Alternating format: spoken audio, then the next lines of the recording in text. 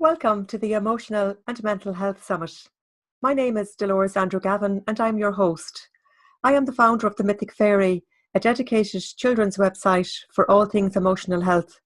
I'm also the author of 2 children's books, an empowerment and assertive coach, a podcaster, blogger and mum. I have 2 reasons, I guess, for doing this summit and bringing it together. And firstly, it's to support the whole conversation that's already there around emotional and mental health. And secondly, I also want to bring tools to people to show them that, I suppose, firstly, that there are tools that we can use to help us, whether that be learning something like emotional freedom technique or helping ourselves to step into our power by finding our voice. There are lots of different tools I'll share on this summit from the speakers that will be speaking. And also, of course, you also will hear from people who have been on a journey themselves. So it's always good to know that we're not alone and that others have travelled the same path possibly as ourselves. I hope that you enjoy the summit. Thanks for being here.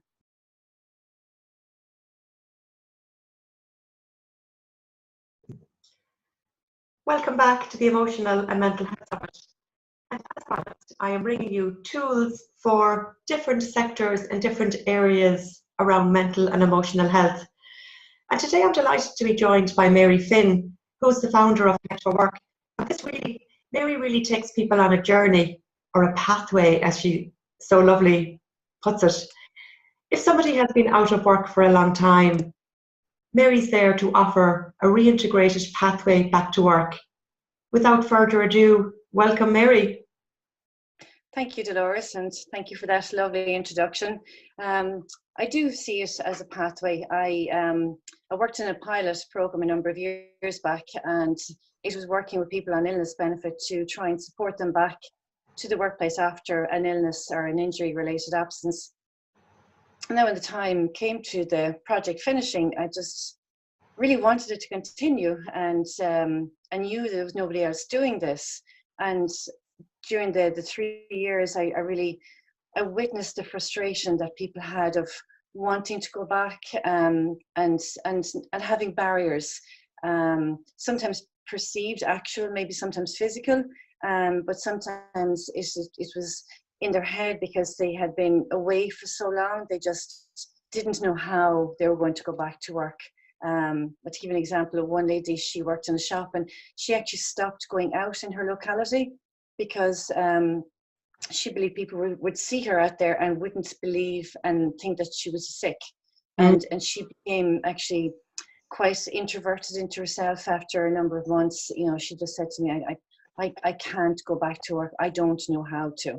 So stories that we weave around these things, and it's a phenomenal service really, because like that, as you said, it's how we perceive our circumstance and the story that we build around that, depending on whether it be the fear or the wondering how, and the just like overwhelm, I guess. And it can be so different, so unique for each person, depending on whether it's physical or, as you said, emotional or whatever. So it's great. It's completely unique. I mean, you and I could, break our leg and recover from it very differently because of how we perceive the break and the impact it has on, our family life and ourselves.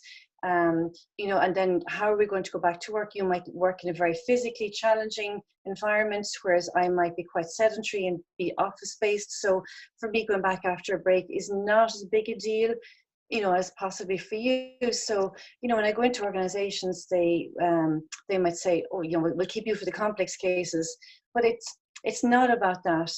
It's about working with the employer to plan for the return of an employee after an absence, regardless of what the reason is, illness, injury, or other reasons. It might be a bereavement, it might be maternity leave, it might be anything. And really just work with them to have them prepare. And it might be just that the person's desk is cleared, to make sure that that's cleared before they come in. Or it might be just a sticky on their computer saying, welcome back, or whatever, different things for different people.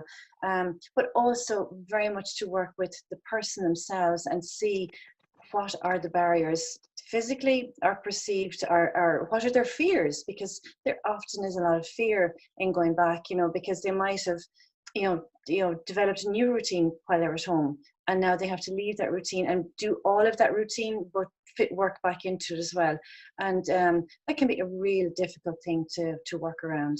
So fear is a big thing. Yeah, I can well imagine that. And you have worked in disability for a long time in that sector, haven't you? And I suppose that background really gave you an understanding of difficulties that are actually there for people. Oh yeah, I've been in the disability sector for about 17 years now, and I've worked in organisations to help people find employment, and so I was a job coach for about 7 years. I've worked in organisations, in resource centres, working with adults with learning difficulties.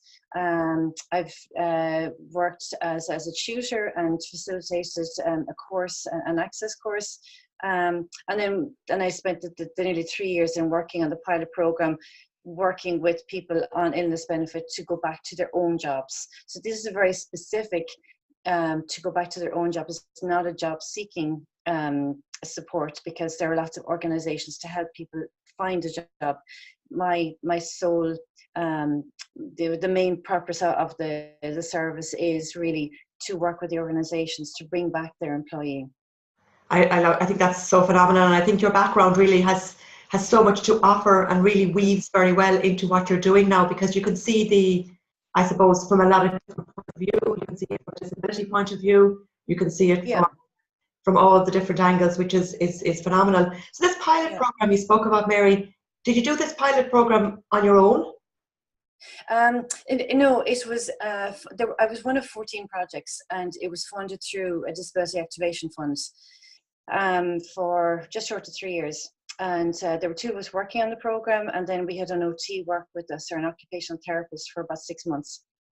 And there was a number of lead agencies in it, and at the end of the time frame, all 14 projects were reviewed, and we were very hopeful that the government would say, yes, this is a really valued service. But and all 14 projects were very different. We were quite unique in what we were trying to do, and all 14 projects finished. And I thought, no, this is not going to finish. This needs to continue. So yeah, and I had gone and I had done some courses during my time on the program, and so I'm now a certified disability management professional. So it is based on a program from Canada, and I just felt very strongly about it, and I feel very passionate that there is a pathway, as you mentioned earlier at the beginning. Everybody has a pathway back to work. Now, you have to be realistic as well. Some people cannot go back to their own job, but they might be able to go back to their organization and do something different, or they might be able to go back to aspects of their job. Say, for example, a person who has multiple sclerosis, it's a degenerative condition, and sometimes people can't keep up their entire workload. But there's stuff that they can do, or they might be able to take on different tasks. And it's all about keeping the person in their normal routine, because if you think about it, work for all of us is a huge part of our identity. And if it's taken away, and you're sick, and you're worried about the sickness, and sickness comes on us very unexpectedly. So it's unexpected, it's unpredictable.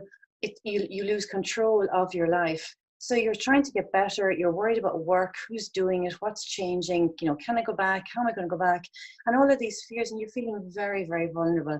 And from talking to organizations, they don't know how to talk to people to prepare them to come back. They just say, sure, look, they're fine, whenever they're ready, they'll come back with their own accord. But it's not. I mean, there's so much more they can do. They can prepare.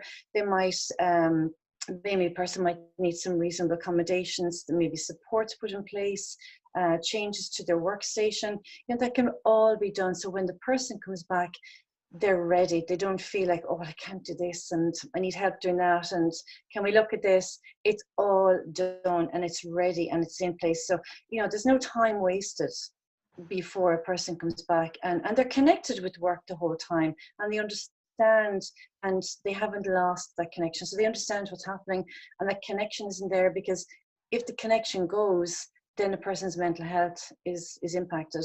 And by the time a person reaches 6 months of an absence, 50% of people don't come back to work. And that increases to 80% to 12 months. So what's the alternative for them if they don't go back?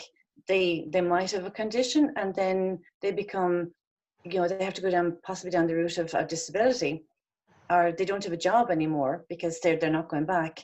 And then it's even more difficult for them to find another job. So, they're now unemployed. They have this condition that they have to try and manage. And if they're the breadwinner for the family, and it's all of these stresses and pressures that, could potentially be avoided by just connecting with the workplace and avoiding going down that route. And Well, that's good. the path. The word that you mentioned, vulnerability, is so huge, because I think no matter what it is, we can feel very, very vulnerable. And you did mention we have covered maternal mental health as well on the summit, because I think too, everyone, whether if it is a maternal mental health one, I think that a lot of moments, which a story I went through, is I lost my mojo. I felt after having 2 children and being out of the workforce. Now mine was through a recession as well, that I lost my job. But I did have that inner saboteur going, well, I've lost my mojo now, and I did find it difficult to weave my way back. Now, thankfully, I did, and I went a different route. But I know what it's like to feel that vulnerable. And if it is the maternal health, I know what it feels like not to be able to string a sentence together as a new mom. So that's we all do. Yeah, and it's so different then to someone else's journey, as you say, for someone that possibly would have broken their leg, which is completely different, but also have an emotional and mental health effect or impact on them, because for them, as you said, it's not the same for everyone. Maybe their job require them to be standing up in the full of their health. So I think vulnerability is a wonderful piece to touch on. Yeah, and it's also not just the vulnerability of the person themselves. Part of my reason that I want the workplace involved is because if a person comes back, say for an example, a person who comes back with an acquired brain injury, they can be quite often a very different type of person when they come back and need supports. So they're coming back, and physically they might be able to do their job, and let's just assume that they can, but it's their colleagues and their manager. And how are they going to support this person who's coming back quite different, and they don't know how they're going to be and how the team is going to support them, and they don't know maybe what to say to them, or they don't know, okay, they're coming back, and are they going to be able for this? And if they say, that they might notice that maybe they're not actually up to it, who's going to have the conversation and how's it going to be? So if that's all discussed in advance and planned for, and the person comes back on a gradual basis to trial, well, what can I do, what can't I do, and what actually are the real barriers, and what can we do to get rid of them or minimize them to a point that a person can continue, and so that the team might be feeling vulnerable, and the manager. I mean, I have gone into organizations, and it is the manager not feeling confident to support the person coming back with this different kind of persona, and it is the manager that has been the stumbling block for the individual coming back, and they don't feel supported because they don't know how to talk to this person and how to plan their work day, their week, and so it's not just the individual, it's the workplace, it's everything, and it's the culture of the workplace. And this is really what I want to bring home to organizations, that it's all very well to have a policy and say, if you're out sick, Mary's going to work with you, and she'll get you back. But if the culture isn't there, and it's not open to diversity, inclusion, open to mental health, and we all have mental health. Some days it's good, some days it's not so good, and some days it's terrible. And if an organization is not supportive, they have their policies in place, but if they're not, the culture is not there, there's no point to having policies in place, because if the culture isn't there and the staff don't feel supported, then the strategies are completely wasted. I heard a really good quote recently that culture eats strategy for breakfast. And I just thought that's so true, because it's very easy to write a policy, but it's more difficult, but so much more beneficial and effective if the culture is open to all of this. And mental health is at the back of everything, no matter what the reason. A person's perception of where they're at, how they feel today, are they afraid to go back,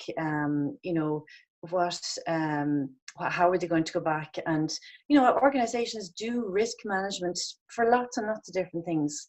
Why not build this into the organization? And organizations are becoming much better at looking at well-being, and they've bringing in all sorts of programs and activities to address the well-being of their staff.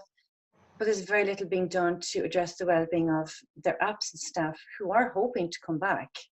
But there's very little connection there. And that's why Connect4Work is here, because it's connecting all the parties. It's the employer, it's the employee, it's me, it's the healthcare professional. They're the four people involved in the process. And it is just making the connection and keeping everybody connected so that the disconnect doesn't happen, the mental health doesn't slip, the fear doesn't start creeping in and making a person doubt themselves, which then creates just such a downward spiral for the individual, and then makes it more difficult to go back. Absolutely. Wow, that's phenomenal, and it's great that employers are beginning to be more open. And I suppose that's what supporting the conversation is all about. This summit is about supporting these conversations and letting people know of services like Connect4Work, which really, what a phenomenal pathway you are offering to people. Mary, do you work with individuals as well, or is it more with the companies that you work with, or do you work with the people that are, like, if there was someone that like is listening to this call that is out of work for a long term, could they contact you, or could they speak to them again? Yeah, no, absolutely. They absolutely could do call if they want. But I do prefer to work through the organization, because from my time working on the program, we dealt with a lot of people, and then a lot of instances they didn't want the organization involved, because they were afraid to go into the organization and say, I'm actually dealing with somebody outside here, and this is what I'm trying to do. And because the workplace wasn't involved, they didn't always support what the person wanted. So through Connect4Work and the connection of the workplace and the individual, that it makes the whole return to work process more collaborative. And when you have people collaborating and working together and contributing, then everybody has more buy-in, and they have more involvement in the process, and it would be more sustainable, and it is safer for the person to come back, and ongoing. It is more sustainable that the person will come back supported, and the team is supported to prepare for them, and the individual, generally speaking, they will stay there. That's great. So yes, but individuals can contact me, and then I would then be asking for them to take my information into the workplace and see if they would be open to working with me. Yeah.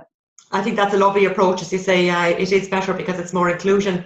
And speaking about that inclusion too, I suppose if you talked about culture earlier, and if other employees seeing this culture of inclusion, of including these people that have been out, I mean, that must really create good self-esteem for everyone, for a team, especially if they see how open their employer are, the willingness to connect and to bring them back. So it's a lovely circle, isn't it? It must raise the culture substantially, I would say, in my opinion. That's it. That's the culture, because if a team is prepared to do it for me, then I know, that everybody and everybody else knows they're going to be looked after as well.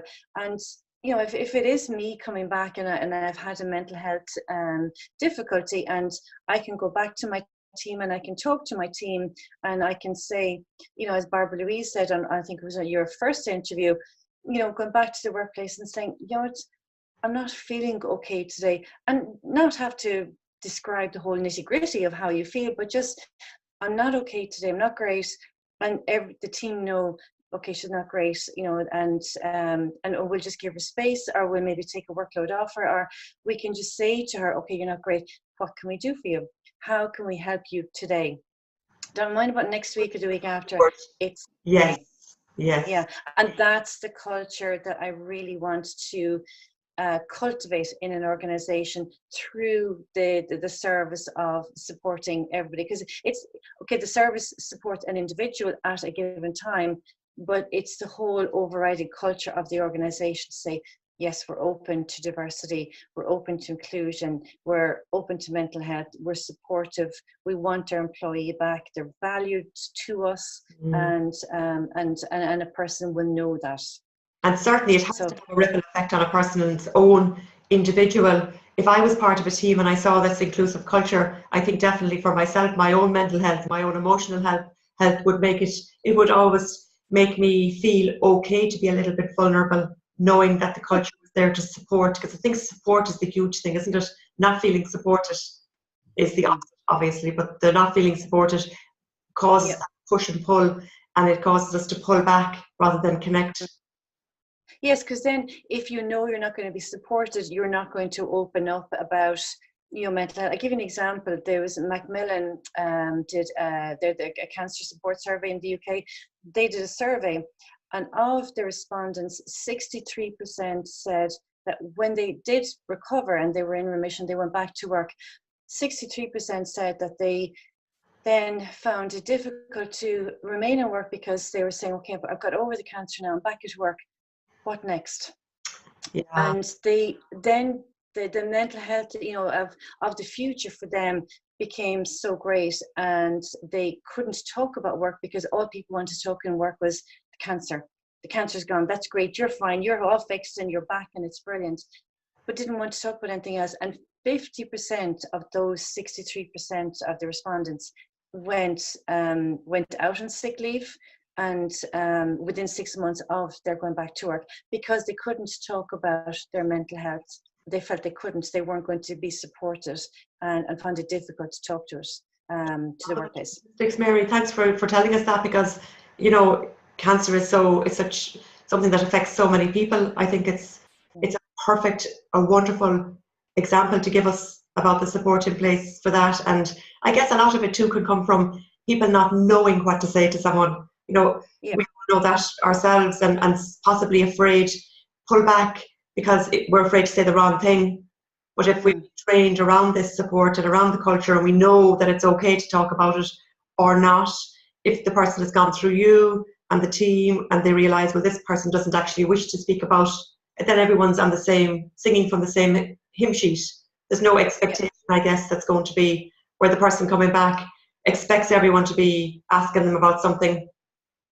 But I just think that's so lovely that everyone knows where they stand almost with the person returning. It's phenomenal. Yeah. But it's also equally important that, if you're, and I know Barbara Louise and Fiona and, the other speakers that you've had all mentioned about, just saying to somebody, starting a conversation, saying, how are you feeling? And I know there's fear around that, about asking a person, because, oh my God, what are they going to say to me? And how am I going to react? And so if you're prepared to start the conversation, just listen.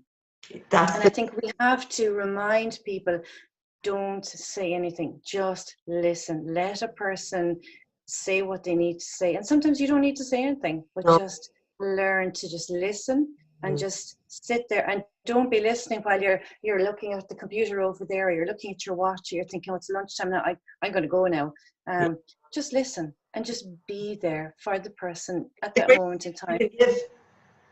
Yeah, and that's again part of the culture, that it's that people are going to listen, and they're just, I could talk to you for the whole day, and just there's so many aspects to this, and it's great really highlighting ones that I wouldn't even I wouldn't be aware of, I wouldn't even think of, where a lot of people and there's a lot talked about well-being in the workplace now, but from a different angle. I think I've had many people on Irish Health Hour as guests speaking about, because I love that topic of I've had my own issue with bullying in the workplace. So, but this is different. This is just so unique as a pathway it's another way to look at well-being in the workplace. It's a different way. It is different, because sorry, I didn't hear you there. Sorry, Mary, I'm talking over you. I'm sorry. So speaking about that and these trends, that it's almost, it's quite trendy to be very inclusive now with well-being in the workplace, which is wonderful. How do you see trends in the future? How do you see it going, especially in relation to this reintegration of staff that they have been out? Okay. I very much see work as a health outcome. And that's really what I want to focus on. I want to focus on a person's ability, not the disability. Mm. And it's supportive. So I do think that in the future, that I think well-being is going to come in under the health and safety role. And I think because employers are responsible for a person's health and safety, and well-being is a huge part of a person's health. You don't have Mm. health, you're not, you may not be in a position where your well-being is fully there. So I do think that in the future, well-being is going to come in under health and safety. And actually at the moment, NISO, the National Irish Safety Organisation, and Healthy Ireland are running a roadshow around the country, and it's a half-day session on talking about the idea of well-being with health and safety.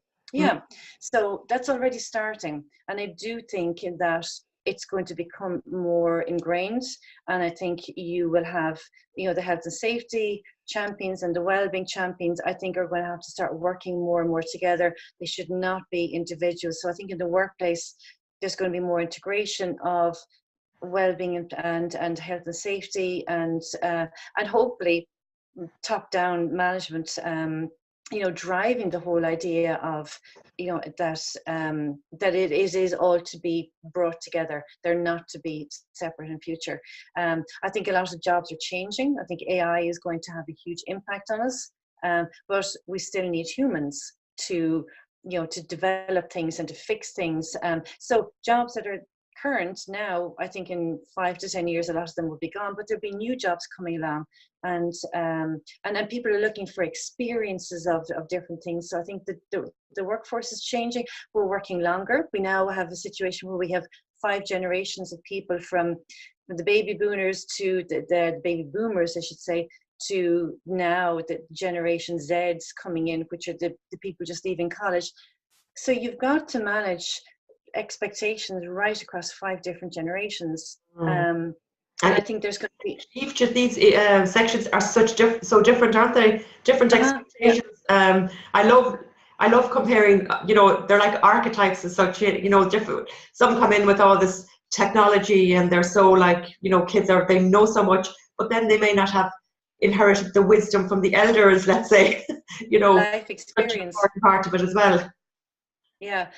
So and that's going to cause its own challenge, because you have people coming toward the end of their career, because they'll be in their 60s, and then as I said, you've got the young ones. So how do you manage that spectrum of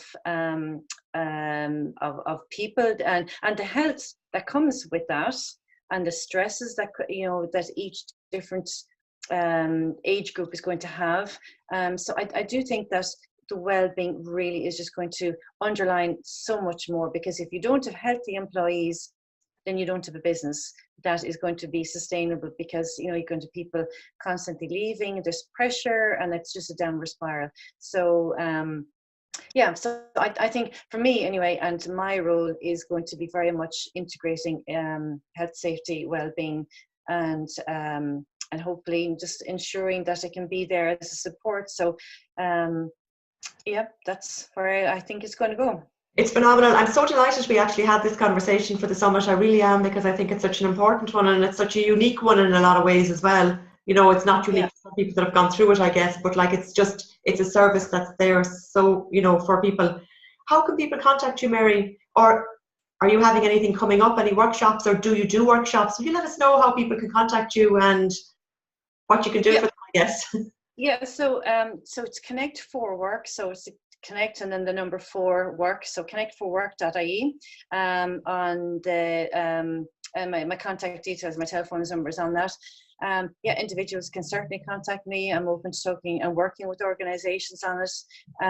I do have some workshops in the pipeline, so I'm looking at maybe doing some taster sessions, kind of like a 1-hour session, and just introducing a lot of the topics that we've spoken about here. And then there's a 6-week session coming after that, which will have 4 sessions with me, and then leave it open then to 2 hours, where the employer can pick to specifically address maybe specific topics that they're having in the organisation. I'm also starting some sessions supporting women coming back after maternity leave. So just a 4-hour session, it's a half-day session with the group before they go back to work, and just talking about just a very specific challenges that a lady coming back after maternity, regardless of whether it's her first or her second or third baby, every return to work after maternity is different. So so those sessions are available as well. Now the details for that is not available at the moment on my Connect4Work webpage. So the Connect4Work is just there, but the case management side of supporting return to work.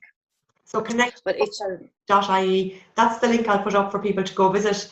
I think it's great, and I think that you're definitely going to be expanding in lots of different areas. I can feel it. So can I. It's great because there are different, like the maternal is one area, the physical health, there's so many areas that people will be suffering from, as you say, an illness. It's fun. It's great that people will have this support now. Mary, thank you so much for joining us. Thank you very much, Loris. Really enjoyed chatting to you. Thank you very much. I'll stay here forever, I know. I'll be back on again for an update again soon. So thanks again, Mary, and look forward to spreading the word about what you do. Thanks a million, Loris. Talk to you soon. Bye-bye.